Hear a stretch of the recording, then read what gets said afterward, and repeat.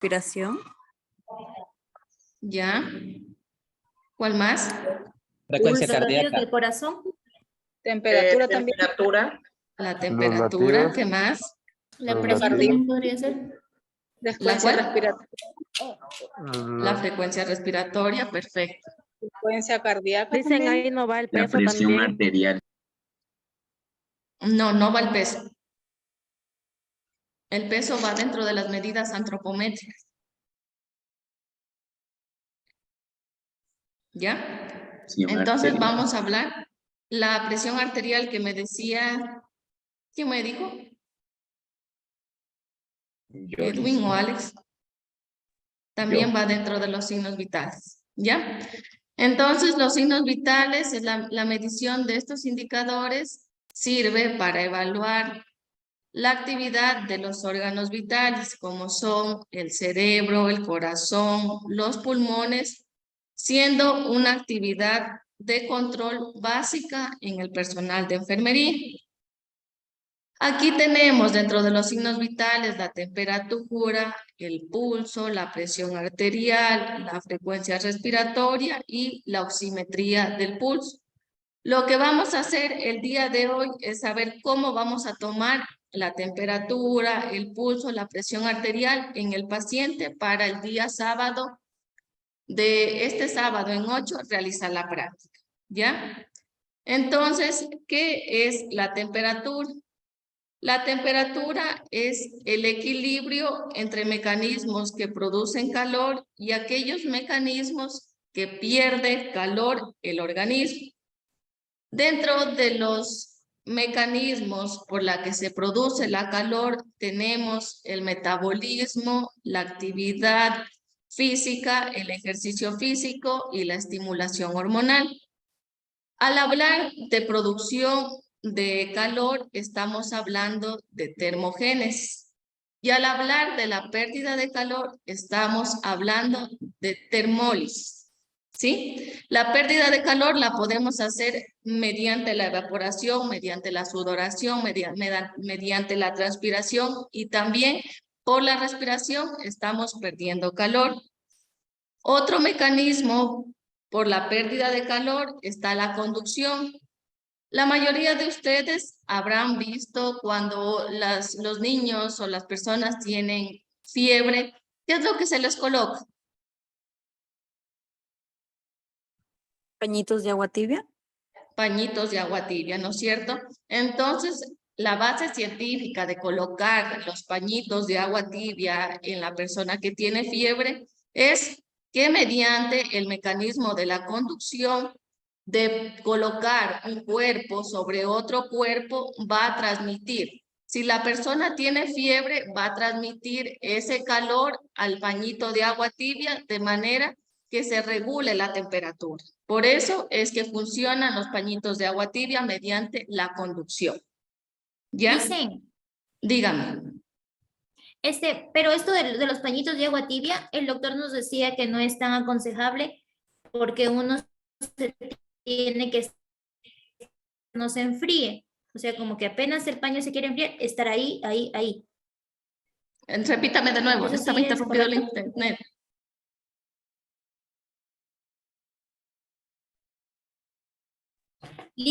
Digo que el doctor nos decía que este método del pañito nos decía que es como que recomendable cuando uno se va a estar ahí al lado del paciente, o sea, ahí pendiente, porque decía cuando el pañito se llega a enfriar, como que produce algo que no me acuerdo cómo se llamaba, pero que ahí no es tan recomendable. Claro, es que solo va a funcionar si hay un cambio de temperatura. Si la persona está caliente por la fiebre y yo le voy a colocar el pañito de agua tibia, ahí va a funcionar. Si el pañito de agua tibia ya se enfría o pasa la temperatura del cuerpo al pañito de agua tibia, ya no va a funcionar.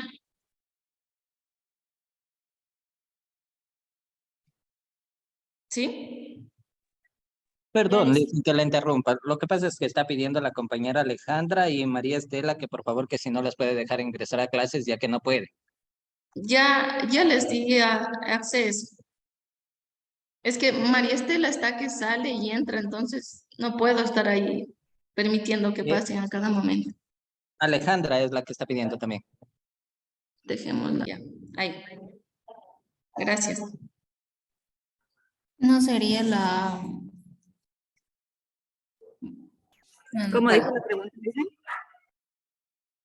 Termogénesis, producción de calor, termogénesis. Y la pérdida de calor, termólisis. ¿Ya? ¿Cómo dijo licenciada? Disculpe, ¿puede repetir? Termogénesis, producción de calor, y termólisis, pérdida de calor.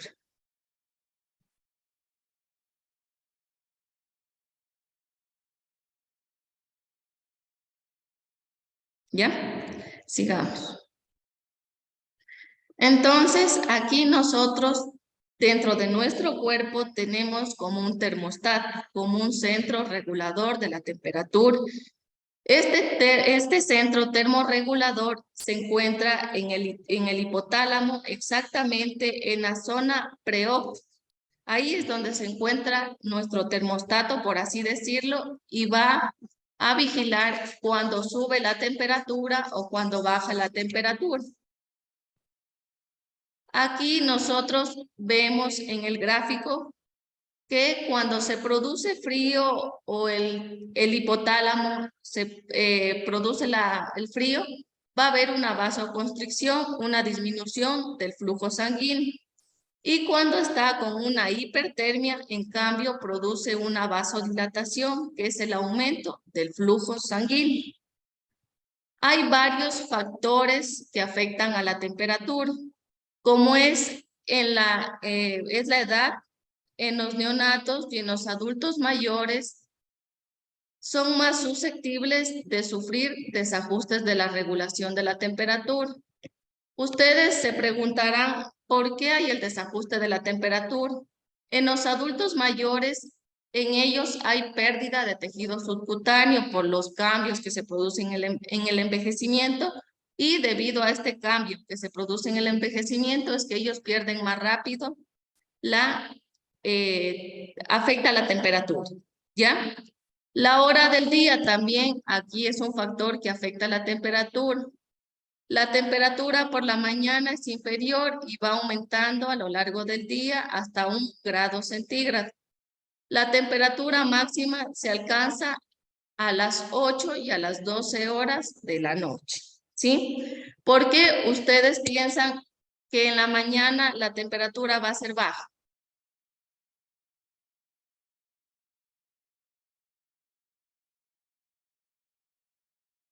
Porque nuestro cuerpo no está haciendo alguna actividad. Perfecto, ¿no es cierto? Ahí teníamos los mecanismos productores de calor y los mecanismos por los que se perdía la calor, ¿no es cierto? Si nosotros estamos realizando actividad física, vamos a producir calor. Si nosotros estamos sudando, transpirando, vamos a producir o a perder calor. Perder calor. Perder calor, ¿ya?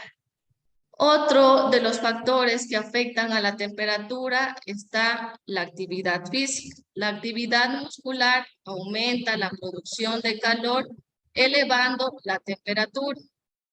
El sexo. Las mujeres, cuando están ovulando, tienen la secreción de la hormona, la progesterona, que esto va a hacer que la temperatura también se eleve. ¿Cuántos grados centígrados se va a elevar? De 0.5 a 1 grado centígrado cuando la mujer está ovulando, ¿sí? Los estados emocionales también son un factor que van a afectar a la temperatura. La elevación de la hormona adrenalina y noradrenalina también produce un aumento en el metabolismo. Y el ambiente, si el ambiente es frío, ¿ustedes creen que va a bajar o que va a subir la temperatura? Va a bajar. Va a bajar. Temperatura. Y si están en un lugar caliente, ¿va a aumentar o va a disminuir la temperatura? Aumenta la temperatura. Aumenta la temperatura, ¿no es cierto? Entonces, aquí tenemos estos dos términos que los vamos a colocar en la libreta. Hipertermia, cuando es el aumento de la temperatura de los valores o de los rangos normales. Cuando estamos hablando de 37.1 a 40.5 grados centígrados, estamos hablando de hipertermia. En cambio, la hipotermia es la disminución de la temperatura corporal por debajo de los 36 grados centígrados, ¿ya? Que estos pueden darse por causas tóxicas, endócrinas o medicamentos, o también por factores ambientales, como puede ser la temperatura. En cambio, la hipertermia puede alterarse por algún cuadro infeccioso que esté pasando el paciente, ¿ya? ¿Alguna pregunta hasta aquí tal vez? Dicen, Dígame. esto que dicen, por ejemplo, que cuando uno se tiene frío y que las extremidades de la persona se torna frío, es porque el calor de las extremidades van hacia los organismos, hacia los órganos más importantes. Nuevamente la pregunta. ¿Cuando usted tiene frío? Sí, yo he escuchado o he leído quizás que dice que cuando uno está con frío, las extremidades de uno se tornan frío porque el calor va hacia los órganos para no dañarlos. ¿Sí es correcto? Aquí estamos hablando de la vasoconstricción y la vasodilatación. Cuando nosotros estamos en un ambiente frío, presentamos ¿qué son? Los temblores o los escalofríos, ¿no es cierto? Esto es porque nuestro centro termorregulador que se encuentra en el hipotálamo empieza a sentir el frío y mediante mediante los temblores que tenemos o los escalofríos tratamos de calentar al cuerpo. ¿Sí? Chilis. Ya, aquí nosotros tenemos todos los valores de la temperatura para que ustedes los puedan anotar en la libreta, ¿sí? Estos valores tienen que aprenderse, ¿ya? Para el examen de unidad, ¿sí? Aquí está por grupos de edad, cuando estamos hablando de una temperatura normal, hipotermia ligera, hipotermia aguda, fiebre alta y hiperpirexia, ¿ya? Aquí tenemos los distintos dispositivos que podemos emplear para nosotros tomar la temperatura en el paciente. Aquí tenemos los termómetros infrarrojos, el termómetro tipo chupón, el termómetro digital y también el termómetro químico y el de mercurio. El de mercurio ya no se lo usa en la actualidad por la toxicidad que puede producir, a la larga puede producir cáncer en las personas. Entonces, así que el termómetro de mercurio ya está descartado. ¿El más usado cuál es? El digital. El termómetro digital. El termómetro digital, ¿sí? O el termómetro infrarrojo que se lo coloca en la frente del paciente y se toma la temperatura, ¿sí? Este de cintitas que tiene unos cuadritos negros es un termómetro químico que se lo coloca al paciente y se marca automáticamente la temperatura del paciente, pero este es descartable, ¿ya? Y el que vemos en la parte donde estoy señalando ahora se lo toma en el oído, ¿sí? En la membrana timpánica del oído, ¿ya? Entonces, la técnica de la medición de la temperatura, los recursos y materiales que voy a utilizar, está el termómetro clínico, como puede ser el electrónico, y aquí también está el de galio. De galio es el de mercurio, pero este ya está en desuso, ¿sí? También vamos a utilizar la hoja de los signos vitales, vamos a utilizar el bolígrafo, las gasas y el desinfectante. ¿Para qué serán las gasas y el desinfectante que vamos a utilizar dentro de los materiales? Desinfectar el termómetro Desinfectar al momento del uso de cada paciente, porque no podemos comprar altísimos termómetros para cada uno de los pacientes. Claro, Deberían, entonces, pero por el costo mismo no hay cómo hacer eso. ya. Entonces, ¿cómo vamos a tomar la temperatura? Vamos a lavarnos las manos, a ponernos los guantes. Esto es opcional, la puesta de guantes, porque ustedes saben que es un recurso y al utilizar recursos vamos a hacer un gasto al lugar donde estemos trabajando o a veces no tenemos los recursos necesarios y lo tenemos que hacer sin la colocación de guantes. Le vamos a explicar el procedimiento al paciente pidiéndole su colaboración. Si es un niño, vamos a pedirle a la madre que nos ayude para que el niño colabore. Comprobar si la axila está húmeda. Si es así, tenemos que limpiar y secar con una gasita. Colocar una funda desechable si fuera necesario. Colocar el bulbo del termómetro en axila y cruzar el antebrazo del paciente sobre el tórax y mantenerlo ahí durante 10 minutos. En el caso de los termómetros digitales, uno se le coloca ya al paciente y este solito empieza a pitar para yo poder retirar y ver la lectura de la temperatura del paciente. Luego retiramos el termómetro, hacemos la lectura de cuántos grados centígrados tiene el paciente y anotamos los resultados en la hoja de registro de los signos vitales. El día sábado les entregué, ¿no es cierto?, una hojita de signos vitales. Sí. ¿Ya sacaron todos la copia, Henry? No, les voy a sacar a todos y el día sábado que me den. A ¿Ya? 2 por 10. Listo. Algo que me olvidaba, sí les dije que termómetro tienen que comprar para las prácticas. Sí, sí, no sé. Sí, Lizzy. ¿Sí? Un termómetro digital, ¿sí? Nada de mercurio porque esos ya están en desuso. Le hice en una consulta ahí donde dice colocar una funda decía, ¿eso para qué? Eso con... Una funda desechable para eliminar las gasas que estoy utilizando en el paciente. Ah, ya le hice. ¿Sí? Si es que está la axila húmeda, nosotros vamos a realizar como una antisepsia. Realizamos la antisepsia y las gasas las desechamos en infecciosos, en desechos infecciosos, que sería la fundita roja. ¿Antisepsia es con alcohol? Sí, con alcohol. Alcohol isopropílico al 70%.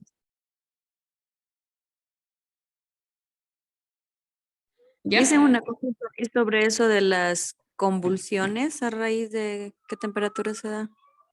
Ya cuando son hipertermias. Cuando es febrícula, todavía el paciente está estable, pero ya cuando es una hipertermia, 39, 40 grados centígrados, ya empieza a tener convulsiones. ¿Ya? Por eso hay que actuar cuando el paciente está con una temperatura de 36, 38 grados. Nosotros podemos actuar dándole un antipirético o colocándole medios físicos. Pero, por ejemplo, si ya tuviera 40 y llegara a convulsionar, ya se lo debe llevar a emergencia, digamos, en un caso. Claro, nosotros tendríamos que llamar si estuviéramos en el ámbito en casa, tendríamos que llamar al ECO para que nos ayude trasladando al paciente. No hay ambulancia, vaya por sus medios. Ya. Si fuera un lugar muy lejano. ¿Ya? Sigamos. Aquí está el termómetro clínico, electrónico, antihispánico. El procedimiento es similar al anterior, ¿sí? Y aquí está un video para que ustedes lo puedan revisar. No sé si lo quieren ver ahora o lo vemos el día sábado. El sábado, Liz. Ya, para no Ahí nos perder mucho. explica bien. Sí, ya. Ahora, hasta aquí hemos hablado acerca de la temperatura, ¿no es cierto? ¿Qué es la temperatura?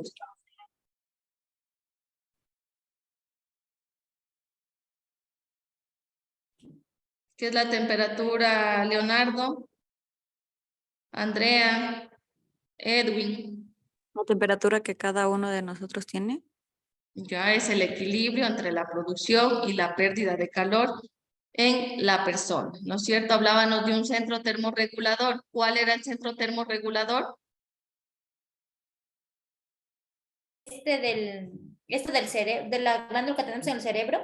El hipotálamo, Liz. El hipotálamo. El hipotálamo. ¿La zona exacta cuál era?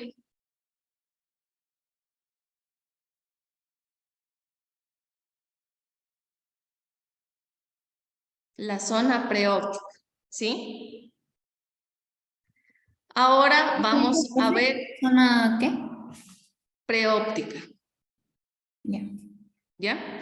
Ahora vamos a revisar la respiración. La respiración es la función mediante la cual el organismo introduce aire en las inspiraciones y expulsa aire a través de las expiraciones. En la inspiración sabemos que el cuerpo está tomando oxígeno y en la expiración está eliminando dióxido de carbono.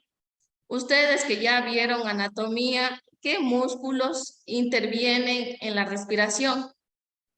El diafragma. El diafragma, ¿cuál más? Los pulmones. La caja No, los torácica. músculos, no los órganos, los músculos. Hay un músculo que está por entre las costillas. ¿Pero cómo se llama? No me acuerdo, Liz. ¿Ah?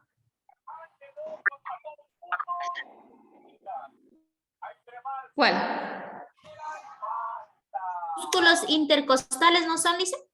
Intercostales, internos y externos, los escalenos, el esternocleidomastoideo también intervendrá en la respiración. La torácica intercostal, creo que es. Ya. El esternocleidomastoideo también interviene en la respiración. Sí, Liz. ¿Ah? No. ¿Sí o no? ¿Quién da más? Sí, Liz, porque usted nos nombró ahorita. No. ¿Quién dice que no? ¿Ah? Van a hacer una consulta de los músculos, de todos los músculos que intervienen en la respiración. ¿Ya? ¿Ya? Sigamos.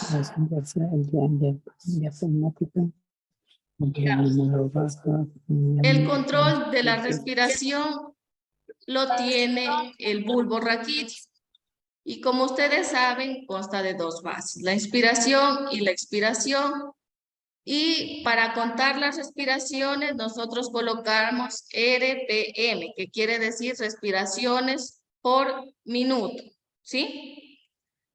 Los aspectos a valorar en la frecuencia respiratoria, tenemos la frecuencia que va a ser el número de respiraciones por minuto. El recién nacido tiene de 30 a 40 respiraciones por minuto.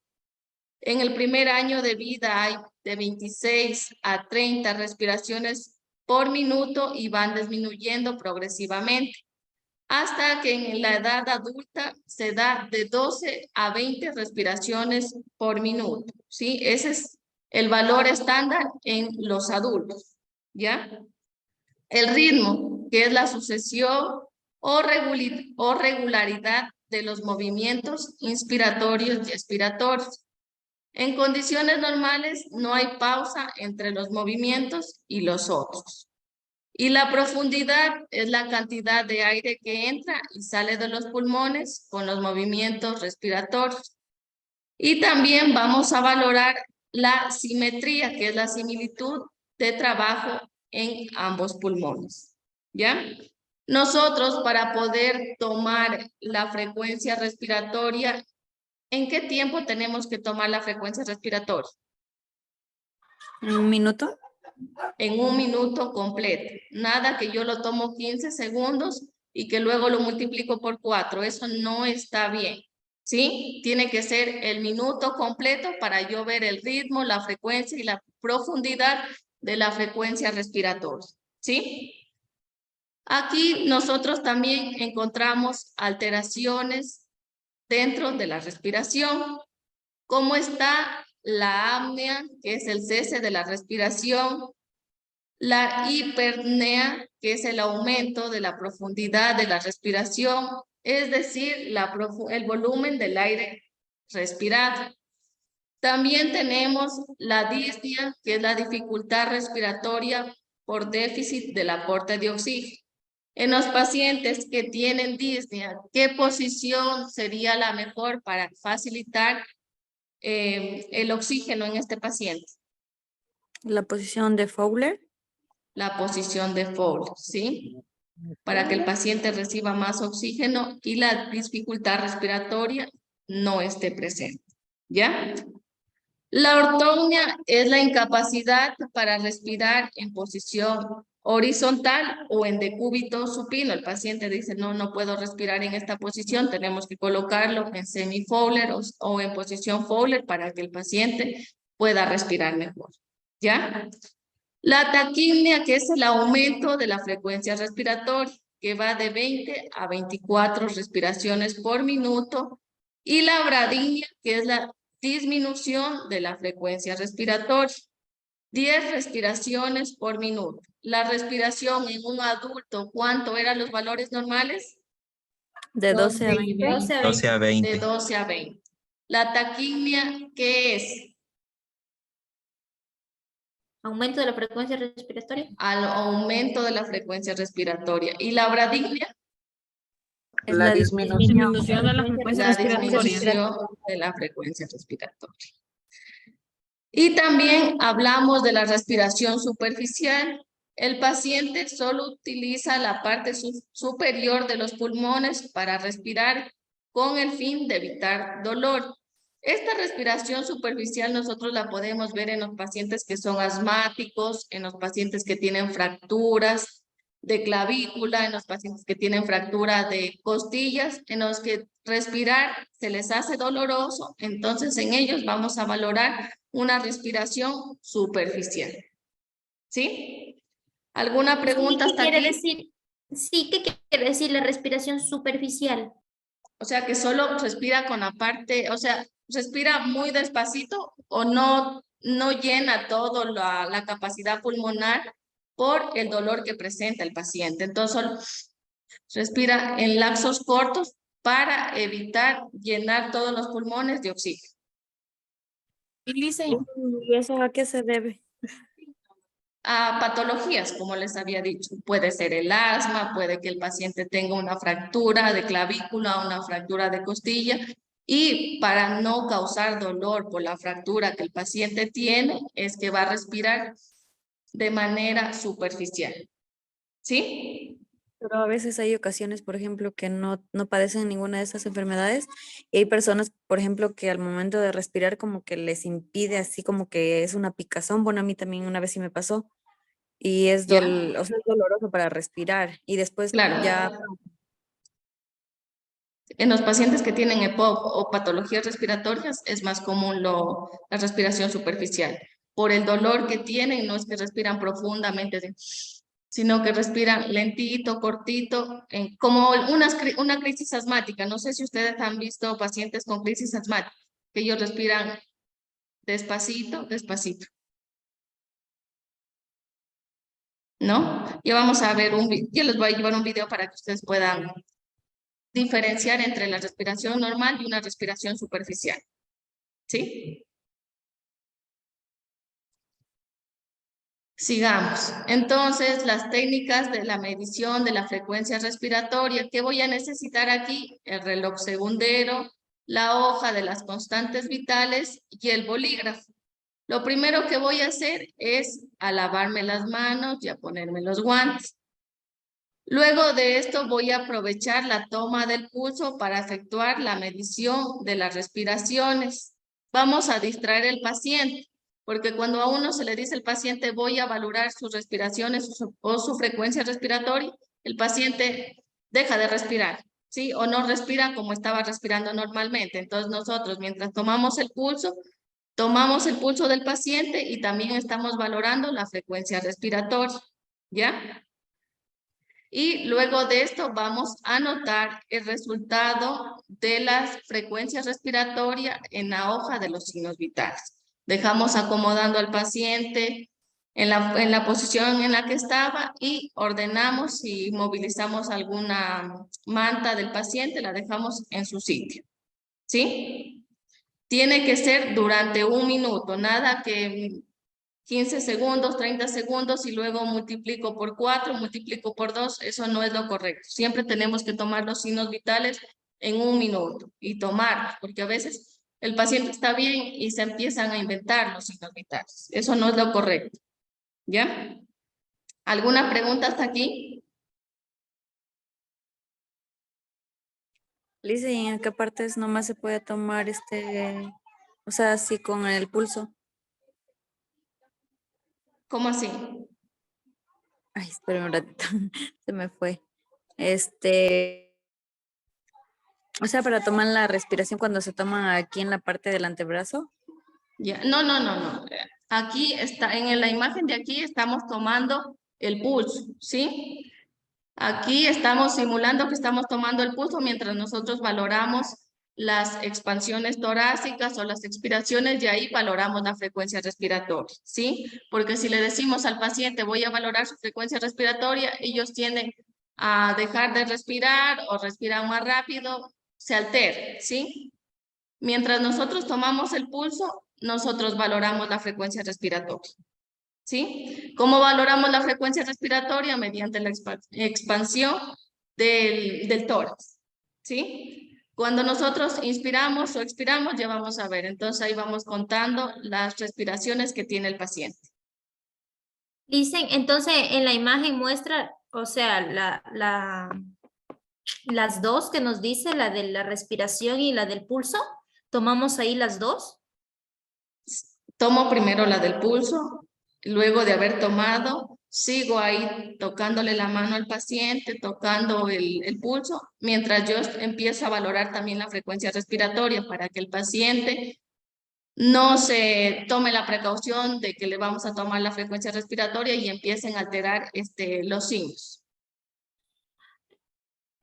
Entonces, Lice, lo haríamos, por ejemplo, lo haríamos durante 2 minutos, uno al tomar el pulso y el otro al tomar la respiración. Sí, sí, pero nosotros internamente tenemos ya la idea de tomar primero el pulso y luego la frecuencia respiratoria. O los niños, cuando se les dice respire, empiezan a respirar más rápido. Entonces se altera este signo vital. ¿Entendido o no? Sí, Lice. ¿Ya? Aquí vamos a hablar acerca del pulso o la frecuencia cardíaca. Se denomina pulso arterial al latido que se aprecia cuando se comprimen las arterias sobre una superficie ósea y refleja las características de la contracción cardíaca. Los valores normales del pulso en un adulto oscilan entre 60 y 100 pulsaciones por minuto. Aquí están los valores normales en el lactante, en niños pequeños, en preescolares, en escolares, en adolescentes y adultos, porque varía según la edad. Las características del pulso.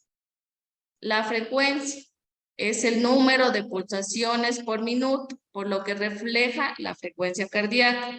Los valores normales van de 60 a 100 latidos por minuto. Está mal aquí. No es RPM, sino es LPM, latidos por minuto.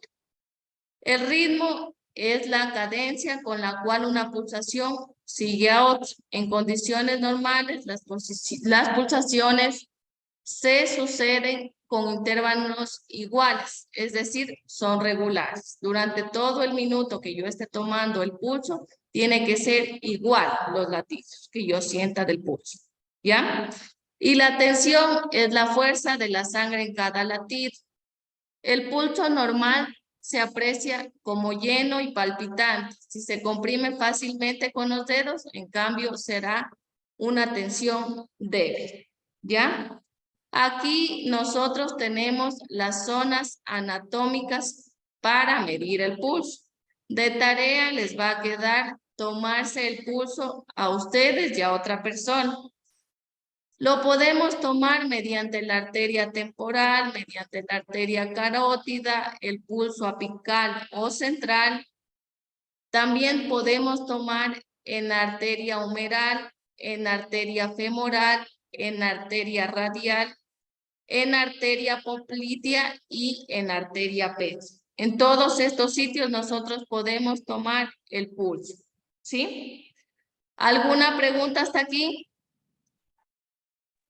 Sí, le dicen cómo se toca la de la arteria femoral. Palpando.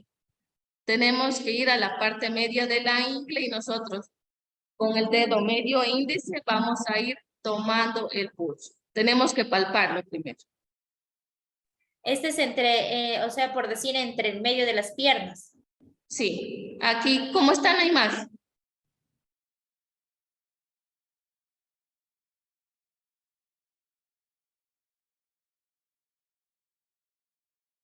¿Ya?